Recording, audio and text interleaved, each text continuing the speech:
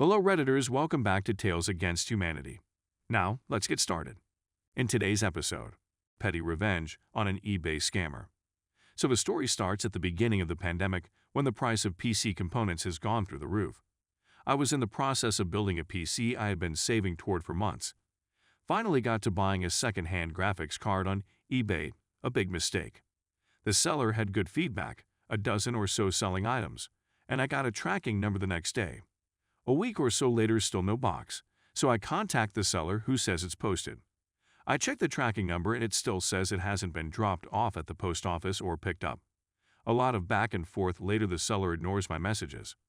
I recheck his feedback and he has 15+ negative feedback scores in the past week for the exact same item with the same issue. Realizing the guy was trying to make off with my money, I got eBay on the case, who said because there was tracking I would have to wait at least a month for any action. Feeling very unhappy with this, I did a bit of digging on his PayPal account. He had made nothing private.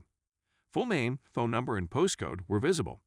So I go onto the Auto Trader website and, using his name, phone number, email address, and postcode, I register for over 20 test drives at various dealerships within 100 mi. Newsletters, of course. Brochure, just send it here. Courtesy call to confirm test drive and discuss upgrade options. Why not? I do this every day for over a week. Never heard from him again, but I did get the money back eventually and his account was banned.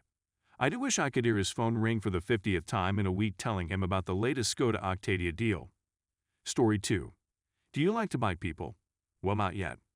Hello Reddit. I've been part of this sub for a while but never posted anything before. I hope this fits here. Context. I, 24 female, have a brother, 20 male, who when he was about 5 years old was going through a phase of biting everyone, classmates, teachers, and obviously me. My mother had tried to stop him and even told his teacher that if he bit any child, let the child bite him.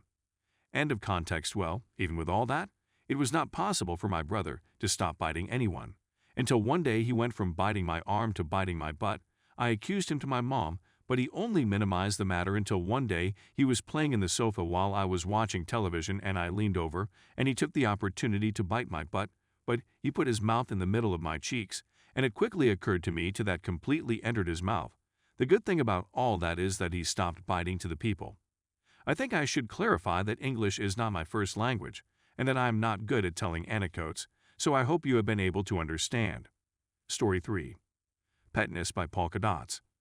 A few years ago, I was in an abusive relationship with a guy much older than me. We were engaged and the house we were in was really, and we had decided to move. But when we were looking at our new place, I realized how bad the situation was. The moment when I realized, I wished desperately that I could live there without him. My aha moment. I had to get out. Well, at our old house, I had decorated the second bedroom with cheap Amazon wallpaper stickers in an intricate design up to the ceiling. They were on every wall, high and low. At least 70 or more of them. Well, I decided to leave him on moving day. So while he was at work, my sister came with a U-Haul and helped me get out, leaving behind all 70-something polka dots solidly cemented to the walls on the final day before we had to be completely out. The best thing that came from that show of a relationship. The sweet feeling I get deep inside my salty soul when I think of him cursing to every higher power, chipping away at the polka dot wall stickers, stressed out, well into the early hours of the morning, and I live happily ever after at my own apartment near my family home. The end. Story 4. Be kind to your customers. I thought of this today because a friend of mine is fighting a losing battle with the Big C long ago. Before my wife and kids came along, I spent my weekends drag racing.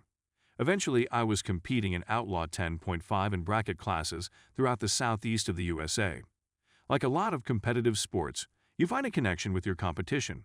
I was facing Tommy, not his real name, in the finals one weekend at an 1/8-mile track, but I had a problem with a part inside the transmission and was not going to be able to run. He heard this and came to our tent, asked what part we needed and returned a few minutes later with the spare for his car. I still lost, but from then on we became close friends. A couple years later, the Sunday morning after another event, we decided to stop at a small local restaurant before we part ways.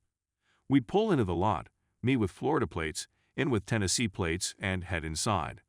After we ordered, we noticed the locals were staring at us. A lot of whispering and finger pointing towards our trucks in the lot. The food was good, so we ordered some dessert. This is where it started going wrong. I was surprised to see pumpkin pie on the menu in summer, so I had to have it. When it arrived, the pie was warm and served with vanilla ice cream. I never seen it served that way before and asked the waitress about the pie. She immediately starts a loud diatribe with, "All the pies are made here each day. There's nothing wrong with it. You just don't know what real pie is. So why don't you finish your pie and get thee out of here before you have something to really complain about?" She promptly drops the check on the table and several locals are laughing or clapping. I'm a big guy, but I'm not fighting a restaurant full of rejects straight from the set of Deliverance. I reach for the bill, but Tommy says, "I've got it."